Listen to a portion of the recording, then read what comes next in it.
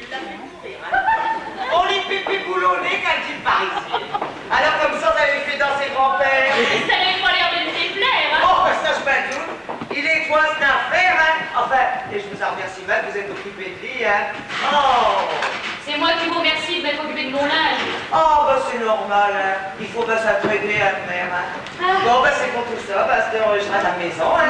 Et vous correspondez pas d'ici, quand même? Non, je ne suis que pour quelques jours à Boulogne. Bientôt, je rentre à Paris. À Paris? Oui. Non! On aurait dû profiter du voyage à une centaine de boulonnais qu'ils ont été à Paris. Une centaine de Boulonnais sont montés à Paris, mais pourquoi faire? C'est pas très bien, mais enfin, toujours d'après ce qu'on m'a dit, hein. Ils sont montés à Paris pour se plaindre des situations économiques et coulantes. Et qui sont-ils allés voir? La dernière fois qu'ils ont été à Paris, toujours d'après ce qu'on m'a dit, ils ont, pour avoir le Premier ministre, on savait, ils ont été reçus par un mécant employé qui ne savait rien du tout. Alors, ils ont décidé de frapper un grand. Ils veulent aller voir le président de la République, lui-même, un personnage, un chair et un os. Alors que je dis un chair, j'ai bien peur qu'il tombe sur un os.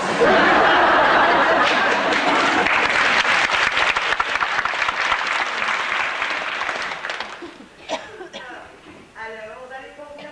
Eh ben, je suis drôlement curieuse de voir ça, chère madame. Eh ben, si on venait avec nous, on verrait nos zizis ailés à l'Élysée. Et je veux dire, nos élus ailés à l'Élysée. Ah, si ça continue, ils finiront bien par vos côtés, mais aussi. C'est par là, c'est par là, c'est par là.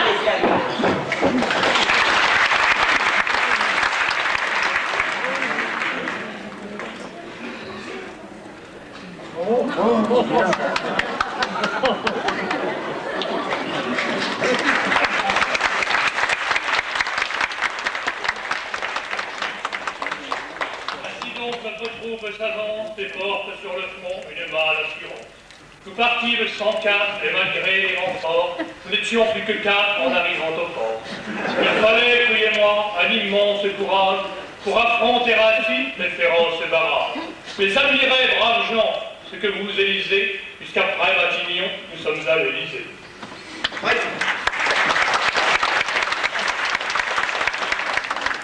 Très bien parlé, Christian. Votre culture vous honore, mais sera-t-elle suffisante pour nous aider à franchir cette dernière porte? On va bien voir. Oh, tu fais? Votre pardonne, ça va parler, hein, mais votre parole, c'est faire à Versailles du temps des rois. Eh, là-dedans! Eh, quoi qu'il y a? Ah! Encore une délégation. Et vous, c'est pourquoi? Nous voudrions voir Monsieur le Président de la République. Oh, le Président de la République, le Président de la République, tout le monde qui veut le voir, le Président de la République. C'est pas assez que vous le voyez tous les jours à la télévision, c'est pas assez qu'il aille manger chez vous, faut encore que vous veniez le déranger à son domicile personnel. Et pourquoi faire? Pour lui demander des sous? C'est pas difficile, tout le monde lui demande des sous. Les marchands de cochons du Nord, les marchands de vin du Midi, les marchands de chou-fleur de l'Ouest, les marchands d'acier de l'Est. Et d'abord, et tout premièrement, est-ce que vous avez rendez-vous? Non, mais nous sommes les représentants du peuple et... Ah bah du peuple. Et moi, je ne suis pas du peuple peut-être. Mon père, il était cultivateur en Corrèze. Et ma mère, elle était femme de journée à nuit. Alors, si je ne suis pas du peuple, moi, et pourtant, je reste à la porte, moi. Et même que je la garde, cette porte, moi.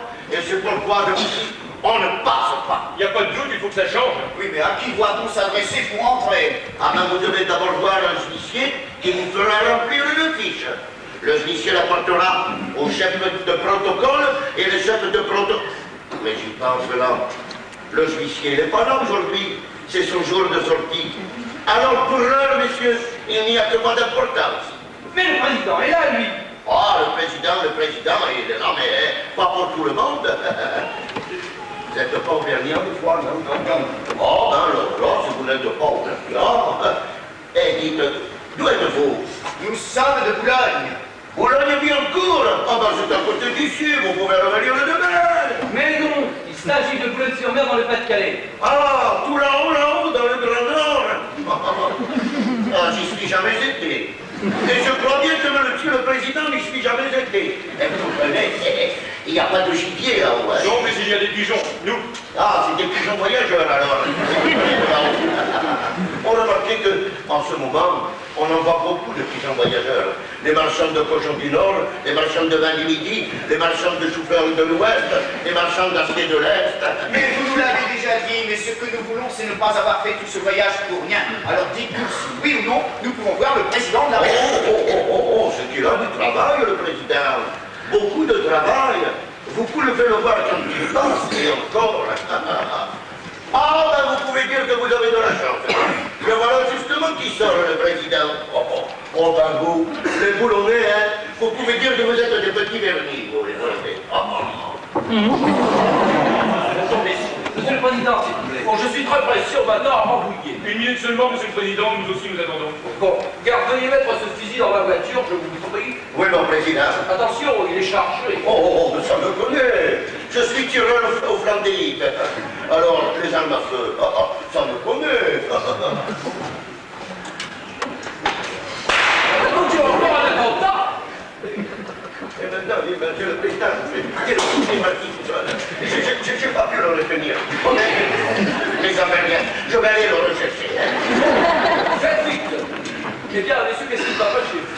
Monsieur le Président, nous sommes les élus de la région polonaise et nous prions vous introduire du marasme économique qui sévit en ce moment chez nous. Décidément, c'est une manie. Tout le monde se plaint chaque jour en France et pourtant votre Premier ministre m'affirme que tout va bien. Alors qu'est-ce qui ne va pas chez vous? Tout d'abord, la pêche. La pêche? Alors là, ce n'est pas mon rayon. Si encore il s'agissait de la charge, je ne dis pas. À ce propos, je vous prie de m'excuser, mais je suis attendu à Rambouillet. Mais qu'à cela tienne, voici le planton qui revient. Planton, occupez-vous de ces messieurs, donnez-leur doléances que l'on transmettra au chef de cabinet du Premier ministre, qui les transmettra au Premier ministre, qui me les transmettra. Alors j'apporterai la plus grande attention à vos réclamations afin qu'une solution vous donne satisfaction. Messieurs, bonne continuation. Blablabla, fermez le banc. Oui.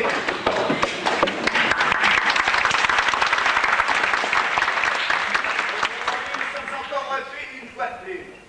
Alors, comme ça, je dois prendre vos condoléances. Doléances, pas con. Soyez pour les compris, hein. Pour l'instant, l'État, c'est moi. Ordre de monsieur le président de la République, une et indivisible par trois. Quoi? Eh oui, quoi? La droite, le centre, la gauche. Chacun il a sa République à lui. Bon, allez, trêve de politique, passons à l'assistance publique. Je vous écoute, messieurs. Mais c'est une plaisanterie. Nous n'avons tout de même pas fait 245 km en chemin de fer, avec 104 élus d'une région particulièrement atteinte par la crise, pour être reçus par un simple subalterne. De quoi que vous êtes-vous vous plaignez? Moi aussi, je suis délégué. Je suis délégué par monsieur le président de la République pour vous écouter. Et puis, j'ai l'habitude de vous penser. Oh, c'est que j'en dois passer des condoléants comme vous. Les marchands de cochons du Nord, les marchands de vin du Midi, les marchands de chou-fleur de l'Ouest, les marchands d'acier de l'Est. Alors, Et quelle solution sera donnée à notre démarche dont je vous signale l'importance? je transmettrai à monsieur le président de la République. Mais vous savez, c'est toujours la même chose, ça aussi je peux vous le dire.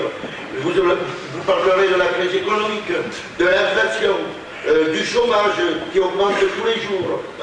Et puis vous finirez par demander le secours de l'État, une subvention et des créations d'emplois. C'est-il vrai ou c'est-il pas vrai? Forcément, puisque c'était là, c'est la vérité. Voyez, je vous l'ai dit, j'ai l'habitude, vous pensez. Et alors la solution dont je vous ai parlé tout à l'heure? Ça aussi, je peux vous le dire. Je transmettrai vos condoléances. Doléances, pas con. Ah oui, ça fait rien, je transmettrai quand même. Je transmettrai à monsieur le chef de cabinet. Monsieur le chef de cabinet transmettra à monsieur le Premier ministre. Monsieur le Premier ministre transmettra à monsieur le Président de la République par la voie hiérarchique. Alors, le président apportera la plus grande attention à réclamation, afin qu'une solution vous donne satisfaction. Pas le suspens.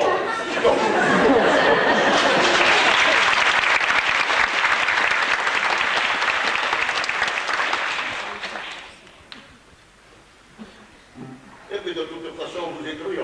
Oui, mais ça ne nous donnera pas un chômeur de moins. Ah, Ah, que si.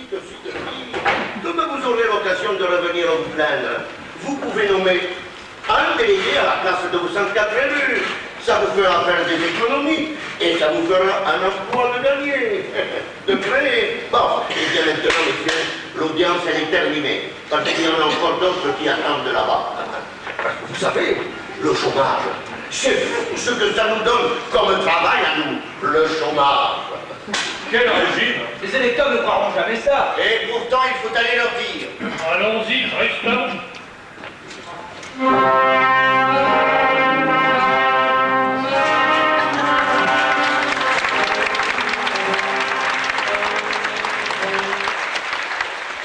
Allez, au suivant. Et pas plus de 6 personnes à la fois. Oh, ben, parce que si on essaie de laisser tous rentrer, ben, il en vient de partout. Du nord, de l'ouest, de l'est. Alors,